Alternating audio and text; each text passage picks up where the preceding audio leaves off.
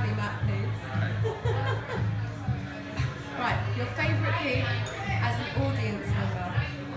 My favourite gig as an audience member was Risky and the Ridicule at Winchester Gate. It was sweaty and hot. And we were all really drunk and just jumping up and down. It was hilarious. And you remember it? Just about, yeah. Favourite gig as a musician? Rebellion this year. Rebellion has been the best thing in the world. Was an awesome gig. I've forgotten what I'm fucking asking you. Oh, worst journey. Well, funny you should say this. We went to Belgium not so long ago and we broke down. Were you one of the ones looking for petrol? No. Oh, okay. I was one of the ones monitoring Dom while he slept on a road barrier. Okay. Yeah. There's a theme happening here. Sleeping. Yeah. So who went looking for you? Weren't there? So did you go looking for petrol? I was asleep, very, very hungover. Who went looking? There's no one left. Was it just you? Oh. George the trumpeter and Nathan the deaf drummer. Oh, okay. And Nick. Yeah. Well done, you three Yeah. that aren't here. Album of the year. This one's a tricky one because... Speak loud. This one's a tricky one because Call Me Malcolm's album just blew me away, the production on it. But at the same time, Risky and the Ridicule is also incredible. And then Idols as well, just like, I don't know. Okay. If you had to pick one and the rest of them were going to beat you up, I reckon probably Risky and the Ridicule. okay. There's a common theme happening with this band, definitely. Gonna have to check them out, get them on London Lens, and I think that's it, isn't it? Yeah, that's it. Thank you very much. Oh, up and coming band. Up and coming band. Let's go with Risky and the Ridicule again. Okay. I'm gonna have to get Risky and the Ridicule on London Lens. Yes.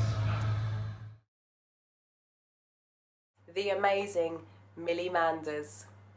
Hi, we've got Millie Manders from Millie Manders and the Shut Up. Thank you so much for being on London Lens TV. Thank you for having me. Welcome. And you were the second person I booked for an interview and the second person I'm interviewing. So cheers for that. Really happy to have you. So, a brief history for people who have never seen you before. Okay, so I've been playing music and writing songs since I was tiny. Started instruments when I was 5, songwriting when I was about 7. Had various bands. I went solo in 2012, having had a really bad record deal, and then got my band in 2014. Named it The Shut Up in 2016. Okay, why the Shut Up? Because my drummer is an Italian hobbit, and every time he sees love it. every time he sees something he can't believe, it's like, shut up! Oh, I've started doing that recently. He's so funny. Absolutely amazing. He's less so now because obviously he's been here a lot longer and hanging out with us a lot longer, but to begin with it was like, Banoffee, shut up! And we were all just like, okay.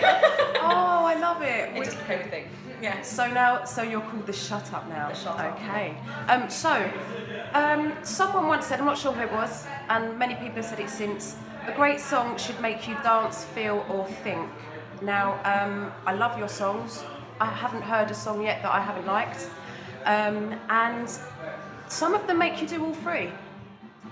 Okay, that's good. That is a good thing. I am a massive advocate for trying to... Any song that makes me connect with it in some way is a good thing. I'm not really one for love songs or slow songs or anything that I think is a bit like ballady.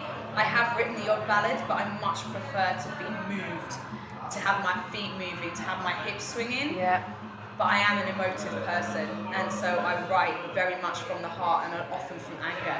Yeah. And so I guess that's where that comes from, because I want people to move, but I want people to feel like the rage. Yes. That comes from the subject matter that I'm writing about all the time. It definitely comes through, and you're really eloquent as well. Thank you. I love the way that you write. It's very punk, but it's also, as I say, very eloquent. And yeah, it does. And some of the lyrics there do make you think. Some of them just make you have a drink. Is it Bacchus? Bacchus. Yeah. So with that in mind, the first time I saw you, Millie, was at Rebellion this year. Oh, amazing. It was, yeah. So James from East End Baddoes told me in no uncertain terms that I had to come and watch you. James Crutwell. James Crutwell. Good old James. I love James. He's such a sweetie. Yeah, he's a good guy. And I had a really bad hangover, and I was lying in my hotel, which was further away than everyone else's hotel because I booked it last minute.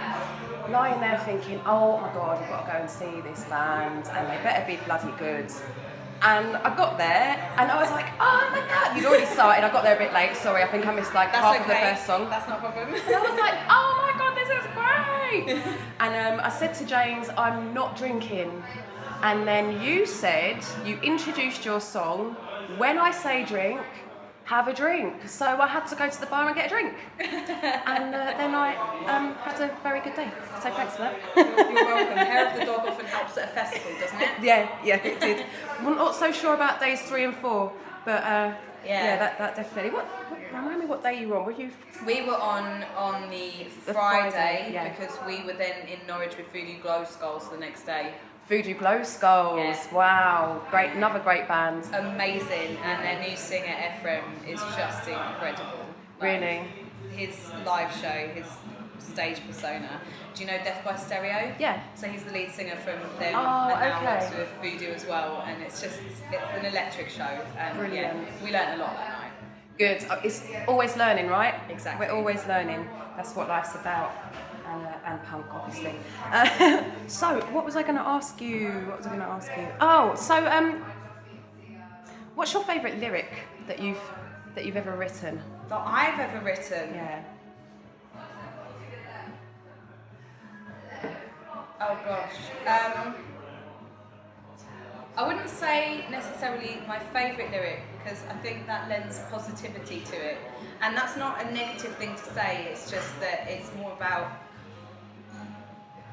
poignance and emotion, as I was saying earlier. So probably I'm trapped with a monster that's inside my head is one of them, because that's exactly how it feels when you're in the immediacy of anxiety. Right. And that was so important to me to try and express that feeling of having this thing encasing everything that I was trying to do and stopping me and freezing me. So I'm trapped with a monster that's inside my head is probably one of the most important lyrics I've written, I feel. Okay. And something that a lot of people can relate to as well. Yeah. So, as I say, make you dance, think or feel. And that's a thinker and a feeler. Hopefully. Yeah. So what do you think sets you apart from other punk bands in general? Okay. There's an element, a little bit of an element of ska there. Yeah. So what sets you apart from other bands? I think that's a really hard question these days because everybody draws influence from a lot of things these days, and I think everybody has similarities to something. So you're never going to be completely unique anymore. That's it's just not a thing, right?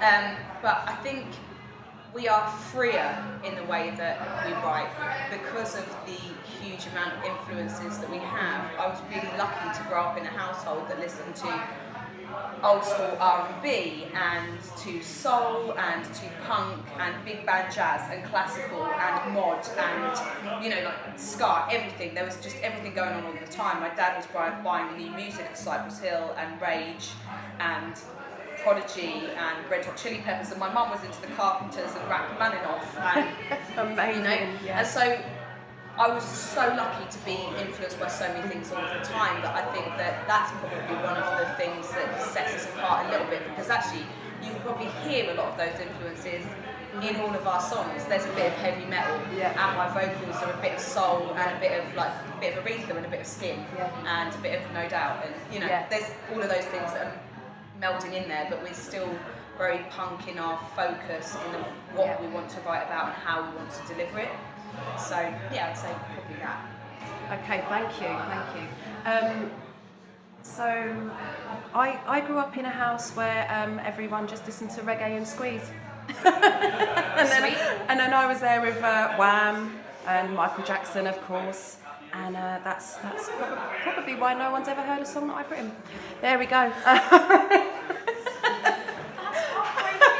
That is, I now want to listen to your entire catalogue. You really don't. I just sing other people's songs. It's so much easier. Got a gig next week, actually. Oh, amazing. Yeah. I'll be plugging that later. So, in a male-dominated industry, how do you navigate the world of music, the world of business, and the world of punk as a female? I think the only real dangers as a female is the misogynistic views that can come along with that. But I don't think there's actually really any difficulties being a woman in the music industry. Any more than any other industry? No, I don't call myself a woman in punk. I don't call myself a female lead singer. I don't call myself a band with a female lead whatever. That's not dialogue that comes naturally to me. Good. I'm a singer. I'm a songwriter. I'm a band manager. I'm a social media manager. I'm a creative marketer. And all of those things I'm qualified for, and I do well because I've studied it and I've forwarded it and I have a massive passion for it. The things that are difficult as a woman in the industry is that you still have this massive thing where people think it's okay to kiss you on the neck or grab your butt or draw you in by your waist or talk to you like you're lesser. So I think as a woman, you just have to carve your path and just be a human being and talk to people without any. It's a bit like, and I don't know how controversial this is going to be, but it's a bit like when was it Morgan Freeman who sat there in an interview and said, if we stopped calling each other any colour whatsoever, we'd all just become human. Yeah. And I feel very much like that about gender. If we stopped talking so much about gender, we'd all just be human, and it would no longer be an issue. And I think that's the problem, is that people talk so fucking much about it that it's still a thing. Yeah. And if we could all just cut that out and just address each other as a bag of skin with a soul, we'd all be okay. Yeah. And everything is everything, and we're all the same anyway, aren't we? We're all energy yeah. and cells Yeah. and personalities, and that's really all that matters. Yeah. Thank you. That's really important. Thank you.